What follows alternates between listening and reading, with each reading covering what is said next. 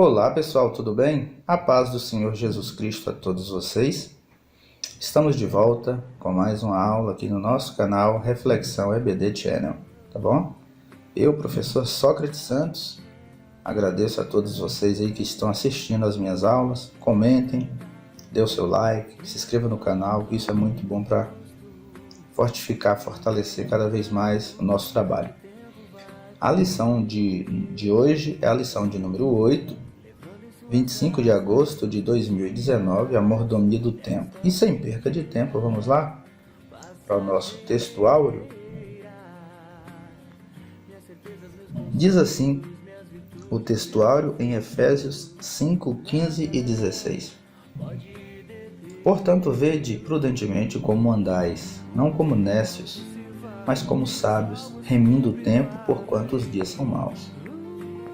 Verdade prática diz assim: não se pode recuperar o tempo perdido, por isso é indispensável aproveitar diligentemente o tempo que Deus nos concede.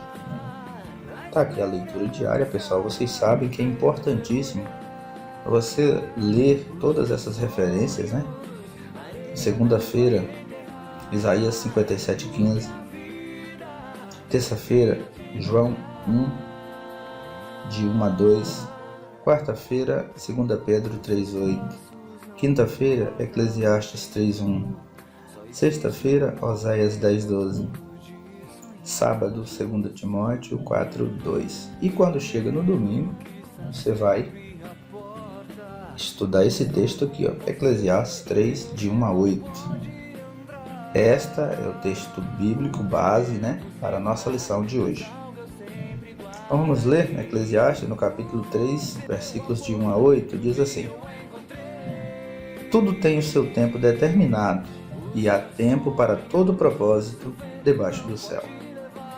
Há tempo de nascer, tempo de morrer, tempo de plantar e tempo de arrancar o que se plantou, tempo de matar e tempo de curar, tempo de derribar e tempo de edificar, tempo de chorar e tempo de rir, tempo de prantear e tempo de saltar, tempo de espalhar pedras e tempo de ajuntar pedras, tempo de abraçar e tempo de afastar-se de abraçar, tempo de buscar e tempo de perder, tempo de guardar e tempo de deitar fora, tempo de rasgar e tempo de coser, tempo de estar calado e tempo de falar, tempo de amar e tempo de aborrecer, tempo de guerra e tempo de paz. O objetivo geral da nossa lição é conscientizar você de que o tempo não pode ser desperdiçado, mas aproveitado diligentemente. Aqui o reloginho, que não pode parar, né? Os objetivos específicos estão aqui. São eles: conceituar o tempo, salientar a mordomia do tempo e mostrar como aproveitar o tempo. Então vamos aproveitar o tempo lendo aqui a nossa introdução. A introdução diz assim: segundo a Bíblia, a origem do tempo está na intervenção de Deus ao criar o planeta Terra e o ser humano. No plano original, o ser humano foi criado para viver infinitamente. Mas após a queda, ele perdeu o direito à imortalidade e passou a experimentar um relacionamento finito com o tempo, onde passado, presente e futuro trazem a dimensão temporal da vida terrena. Assim, o ser humano percebe que sua existência é efêmera, ou seja, dura apenas um dia, é passageira, é temporária, é transitória, né? Isso que significa a palavra efêmera. Portanto, nesta lição, estudaremos o conceito de tempo, sua mordomia e como aproveitá-la, né? Então, pessoal, quando Deus fez o homem, criou o universo, criou o planeta Terra, criou o homem e a mulher, Ele nos fez para sermos eternos.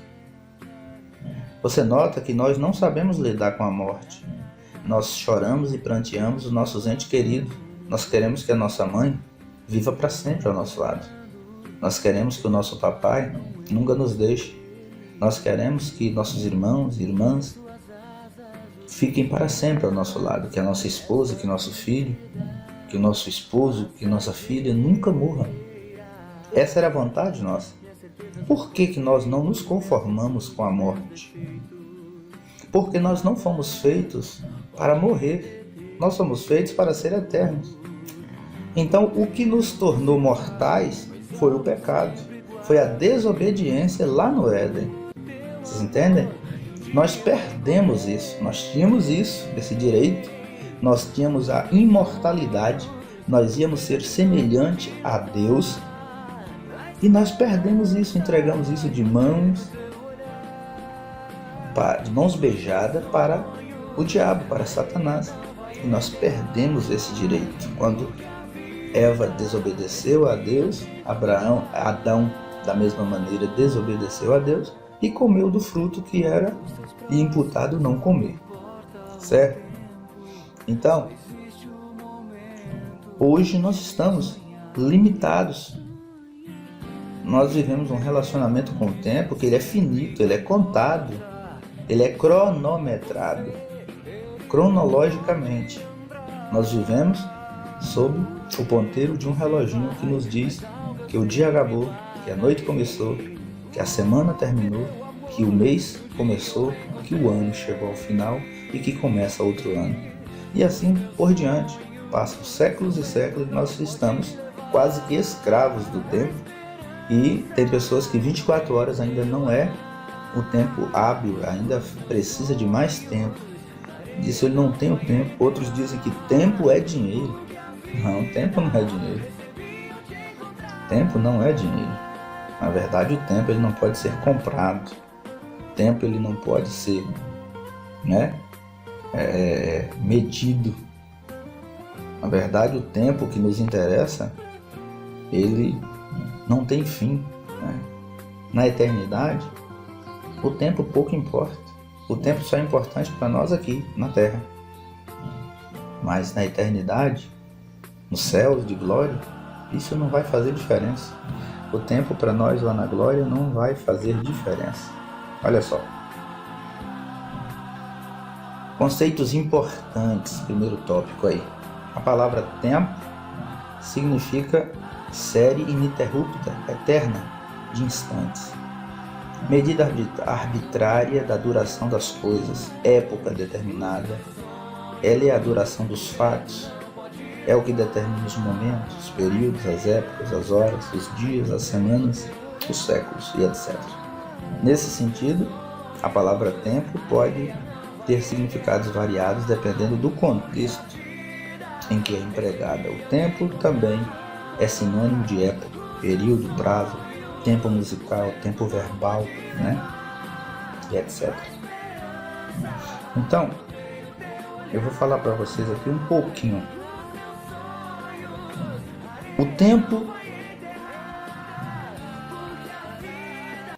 ele é um instante, ele é passageiro, nunca volta atrás.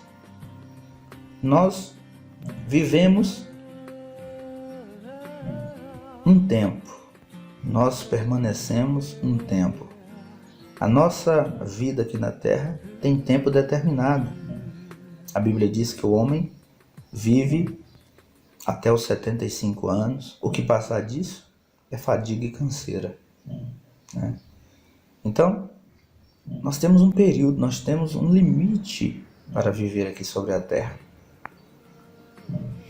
Então, o tempo, ele também é sinônimo de época, de período, de prazos, Nós temos, por exemplo, o tempo musical. Eu que sou músico, vocês sabem o que é cantar uma música em tempos de 2/4, 2/4 ou 4/4,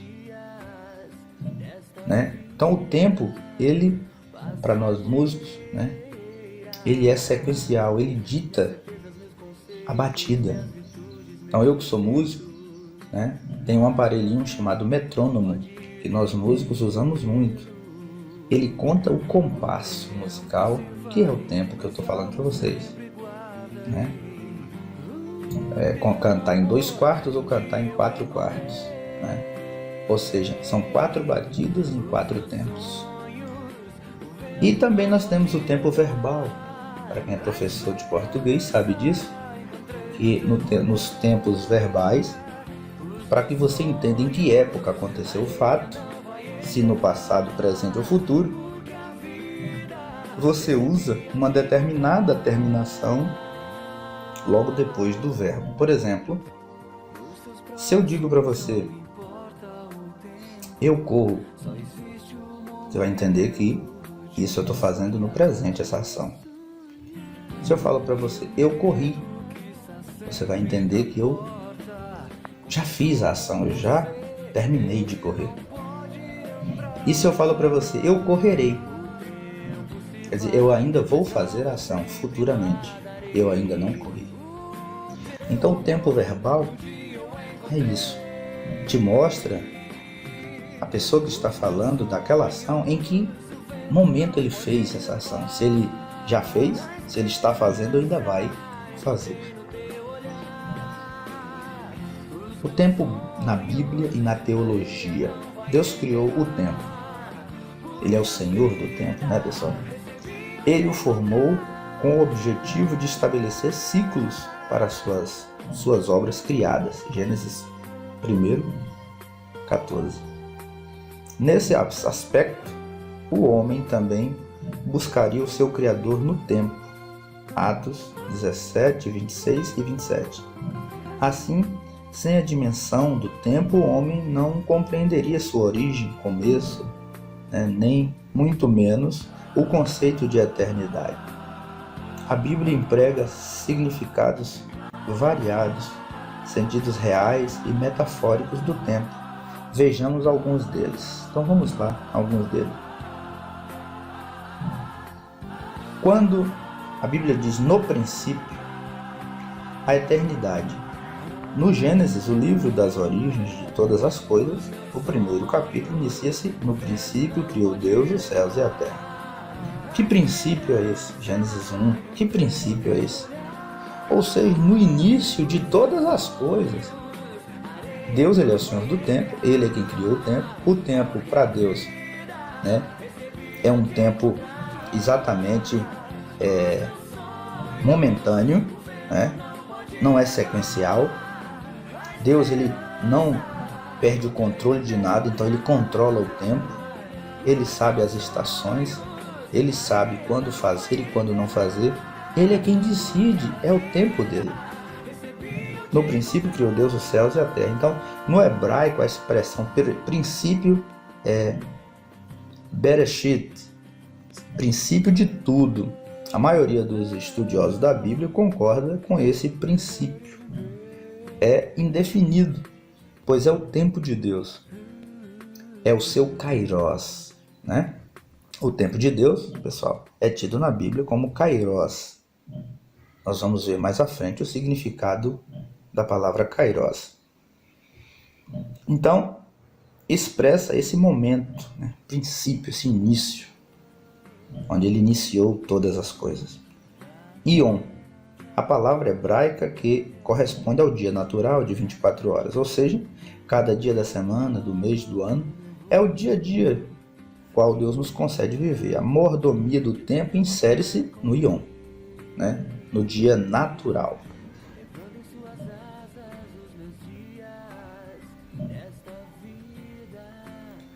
Então, pessoal, Cronos é o termo grego para o tempo, que pode ser medido, contado e definido. Na teologia é considerado o tempo do homem. Isto é, um tempo cronológico, além de incluir o dia que tem 24 horas, refere-se também a semanas, meses, anos, décadas, como exemplo. E o tempo que pode ser medido, dividido, analisado, estudado. Todos vocês conhecem aí o calendário, O calendário você marca, olha, eu vou tal dia, eu vou em tal lugar, tal dia eu tenho um exame para fazer, tenho uma cirurgia, tenho uma prova de vestibular para fazer, e você se prepara e estuda para aquele dia marcado. Pode ser meses à frente, anos à frente, você marca um dia. Então pode ser calculado, pode ser contado e agendado. Assim, Ensina-nos a contar nossos dias de tal maneira que alcancemos um coração sábio, diz Davi, né? Lá no Salmo de número 90, versículos 12 e 14. Então, pessoal, Cronos, nós vemos aí que Cronos era descrito como um deus lá na Grécia, né? E ele era considerado o senhor do tempo, das estações, da pressão, das horas ordenadas pelo relógio, pelos dias, pelos meses e anos, determinados pelo calendário. Cronos era tirano, né? Cronos controlava o tempo desde o nascimento até a morte. Aquele tempo comum, real, visível e rotineiro. Isso é Cronos. O tempo Cronos era ditador da quantidade de coisas realizadas durante o dia. O tempo burocrático, aquele tempo que não passa, né? O tempo humano, o tempo que não é suficiente, o tempo que escraviza, preocupa, estressa. Cronos deu origem ao cronômetro. Cronômetro vem de Cronos. E aos medidores de tempo. Relógios, né? O tempo dos homens. Então, Cronos era um deus, segundo os gregos, né? Segundo a mitologia grega, e por isso ele era o deus dos tempos, o senhor do tempo. Então ele controlava tudo isso. Claro que nós não acreditamos em deuses gregos, nós acreditamos apenas em um só Deus, mas daí a origem do nome Cronos, é porque na mitologia grega eles acreditavam nesse Deus, certo?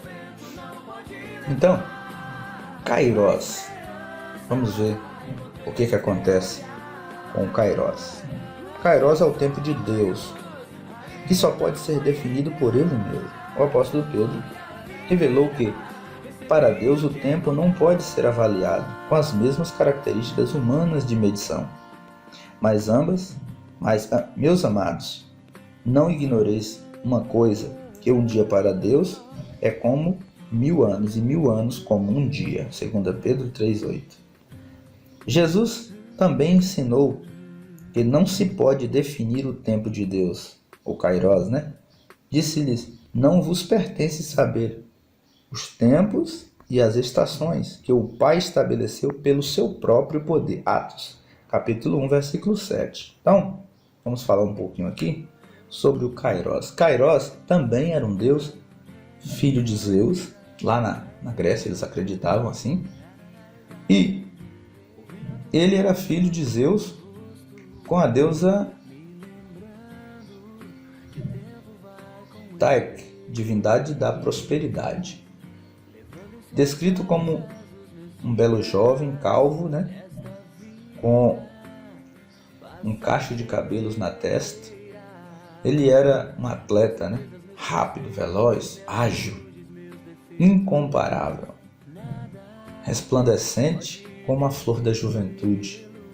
Kairos tinha 2 asas nos ombros e 2 no joelho. Muito rápido, muito ágil. Então, quem quisesse pegar o Kairos tinha que ser pela frente, pegava pelo tupete dele, porque do contrário ninguém conseguia alcançá-lo. Isso traz para nós, na mitologia grega, traz para nós uma ideia do que é o Kairos. O Kairos é o tempo oportuno, é um momento que você não pode perder. É um momento seu, especial. Quer ver muitos exemplos de Kairos? Nós vamos dar para vocês. Quando você se casa, Kairos. Momento que você vai guardar para o resto da sua vida. É o momento mais feliz para um homem e para uma mulher quando ele escolhe o seu parceiro para casar, sua parceira para se casar. Não é verdade?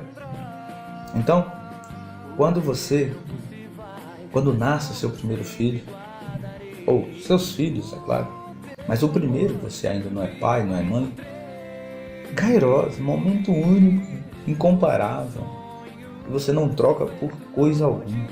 Não há dinheiro que compre. Quando você levanta uma das suas mãos e aceita Jesus, momento único, ímpar, tanto que você guarda isso na sua carteirinha de batismo, de quando você aceitou Jesus, quando você nasceu para Jesus.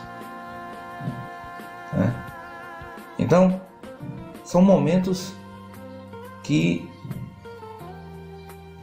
são incomparáveis, esses momentos. Então, os gregos tinham essas duas palavras nos seus vocabulários para indicar tempo. Cronos, faz referência ao tempo cronológico, sequencial, tempo que se mede, e kairos, um momento indeterminado no tempo, ou seja, algo especial que acontece, uma experiência, um momento oportuno. Aquele momento onde você sabe a hora certa de agir, onde você pega as oportunidades que aparecem para crescer. Então, isso é o kairos de Deus. Então, Deus é assim. Deus não se atrasa, Deus não se adianta, Ele chega na hora certa. Então, esse é o kairos de Deus. Certinho? Aqui tem um quadro, Yom. Yom, a primeira ocorrência bíblica de Yom, encontra-se em Gênesis 1:5, que Deus chamou o dia de luz e as trevas chamou de noite e fez-se tarde de manhã o primeiro dia. Então, é o dia a dia, o tempo mesmo cronológico, começa lá em Gênesis, quando Deus faz o primeiro dia e faz nele, divide, o dia e a noite, separa. Cronos e kairos. Cristo usou essas duas palavras enquanto disse aos seus discípulos: não vos pertence saber os tempos. Cronos, ou as estações, e o kairos, a palavra que estava fazendo a distinção entre o período de tempo, como a era da igreja, o milênio, ocasiões pontuais, como o retorno e o seu juízo. Então, quando ele disse: não vos compete julgar os tempos e as estações, ou seja, o tempo de Deus, ele não pode ser avaliado, ele não pode ser medido, Muitos vão perguntar para nós: vocês falam que Jesus vai voltar, quanto tempo vocês falam isso? E até hoje nada desse Jesus voltar. O que Jesus nos manda fazer é vigiar. Ele disse: vigiai e orai, porque não sabeis a que hora vem o seu Senhor. Vigiai e orai. Temos que estar atento. Jesus comparou a sua vinda como a de um ladrão que entra na sua casa. Ele te avisa, um ladrão, ele avisa que vai entrar na sua casa para te roubar? Claro que não. Ele vai em um momento em que você nunca imaginou, que você não espera. Então o Senhor também, Ele voltará no momento em que a gente nem sequer estará esperando. Então por isso que Ele nos manda vigiar. Como é que a gente vai vigiar? Lendo a palavra dele, a Bíblia, se preparando, orando, jejuando, purificando as nossas vidas, buscando santificação. É assim que a gente se prepara para a vinda do Senhor. No item 2, a mordomia do tempo, vamos aprender como remir o tempo. Remindo o tempo, ou seja, aproveitando bem este tempo. O tempo é o único bem que não pode ser recuperado, Por isso a palavra de Deus exorta-nos: portanto, vede prudentemente como andais, não como necios, como tolos, como pessoas que não têm uma compreensão, mas como sábios, como inteligentes, como pessoas cultas, E remindo o tempo, porquanto os dias são maus. Efésios capítulo 5, versículo 15 e 16. Segundo o relatório de 2018 Global Digital, o Brasil está entre os 3 países do mundo que a população passa em média 9 horas do dia navegando na internet. É um dos 2 únicos países onde o tempo médio diário gasto na rede social supera as 3 horas e meia, portanto, bem acima da média mundial. Ou seja, remir o tempo significa não desperdiçá-lo. Quer mais desperdício do que uma pessoa que fica no computador, na TV, em jogos, em videogames? Tem pessoas que ficam aí 9, 10 horas jogando um jogo, um PlayStation, né? Tem pessoas que ficam 10 horas assistindo filmes. Tem pessoas que ficam 10 horas no Facebook, na rede social. Se esse tempo fosse bem utilizado, nossa, você poderia fazer tantas coisas em 9 horas de relógio. Quantas coisas você não faz em 9 horas de relógio? Você pode lavar o carro, você pode visitar um doente no hospital, você pode sair para evangelizar, você pode ler a Bíblia, você pode orar, você pode jejuar. Mas as pessoas procuram preencher o tempo com coisas inúteis, coisas que não edificam. A Bíblia diz que todas as coisas me são lícitas. Eu posso ficar 9 horas de frente a um computador, mas não me convém, não é correto, não tem sentido isso.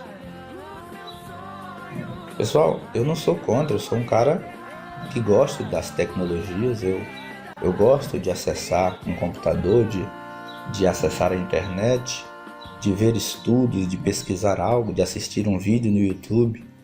Inclusive este vídeo ele vai estar postado lá no YouTube e eu quero que vocês tirem um tempo para assisti-lo.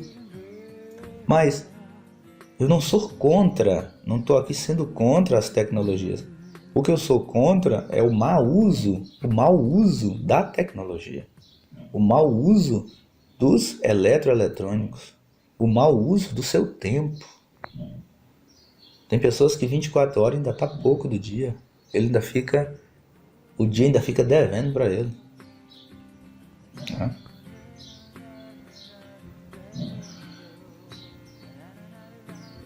Contar o tempo.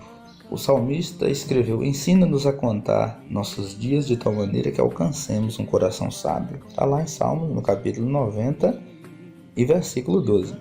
Será possível contar os dias? Entender que são limitados, finitos, terrenos, é conscientizar-se do nosso limite humano. Ou seja, nós podemos contar o tempo.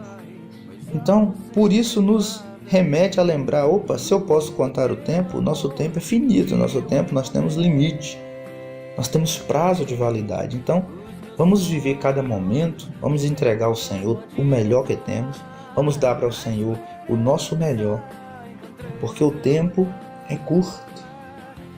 Nós temos um tempo determinado. E Deus, Ele sabe disso.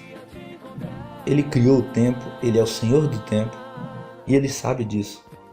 O nosso Senhor declarou assim: não vos inquieteis, pois, pelo dia de amanhã, porque o dia de amanhã cuidará de si mesmo. Basta cada dia o seu mal. Mateus capítulo 6, versículo 34.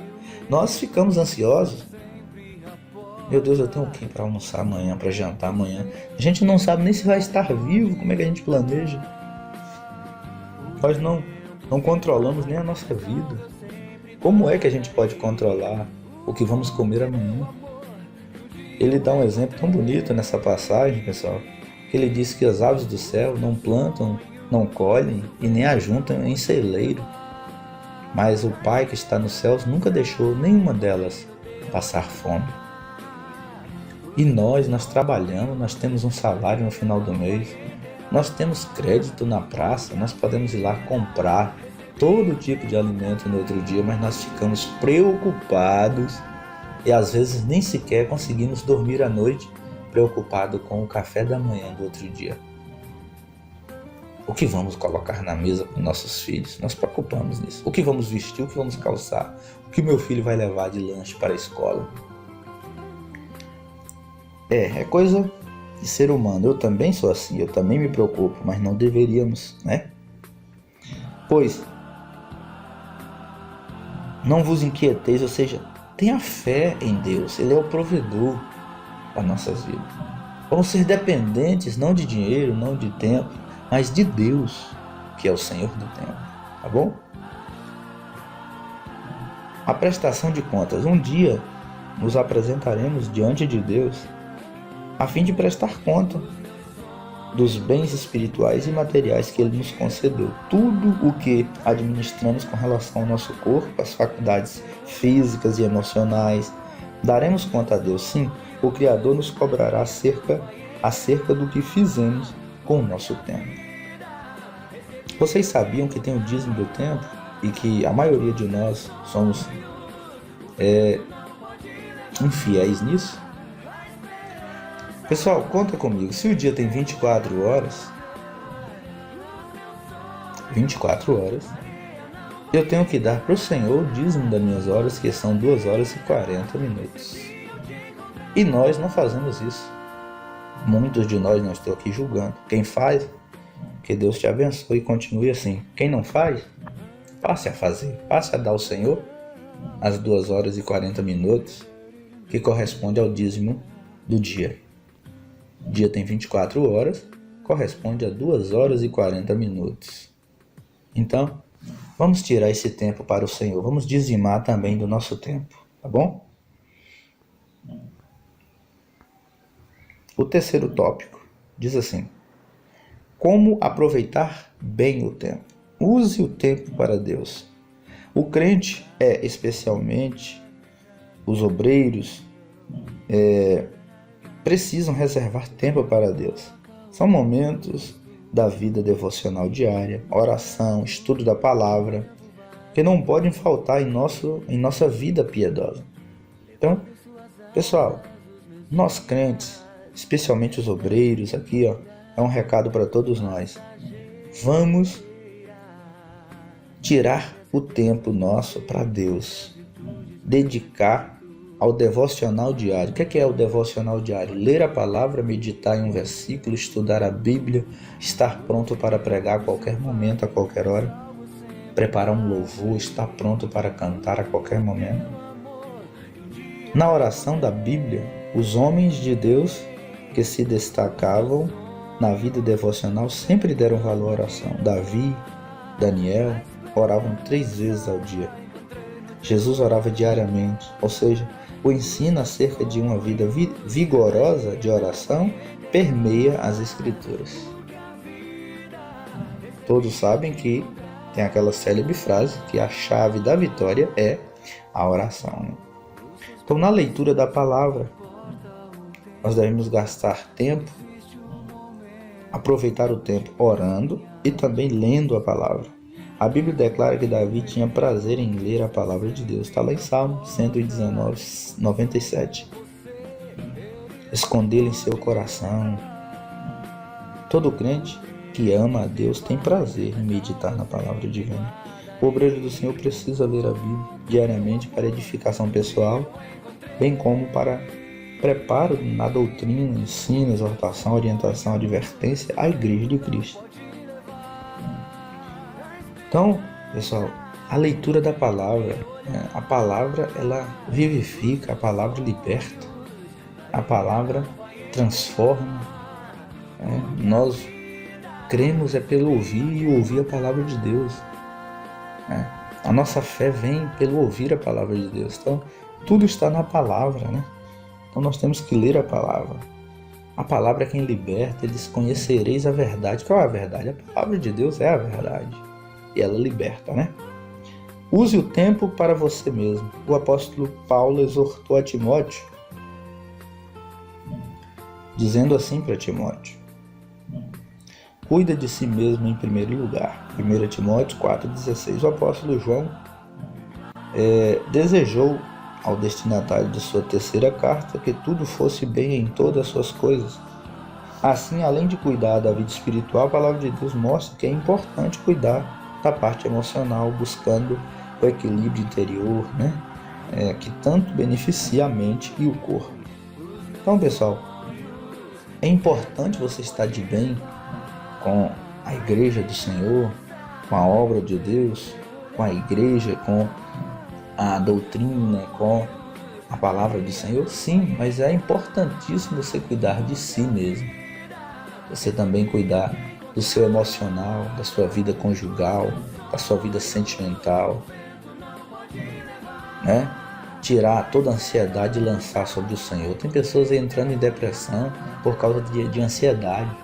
Ansiedade é exatamente a vontade de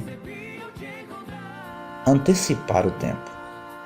Todo ansioso, ele quer que todos os desejos dele se cumpram para ontem, né? O ansioso, ele quer que seus desejos se realizem imediatamente. Então, por isso, vamos lançar toda a ansiedade em Deus, em Jesus. Jesus disse: vinde a mim todos os que estáis cansados, oprimidos e sobrecarregados, e eu vos aliviarei. Jesus é o maior interessado em aliviar você, aliviar seu cansaço, dar descanso para a sua alma, curar você. Jesus é o maior interessado, né? Então, vamos deixar essa ansiedade de lado e vamos usar o tempo também. O terceiro ponto aqui, para a família.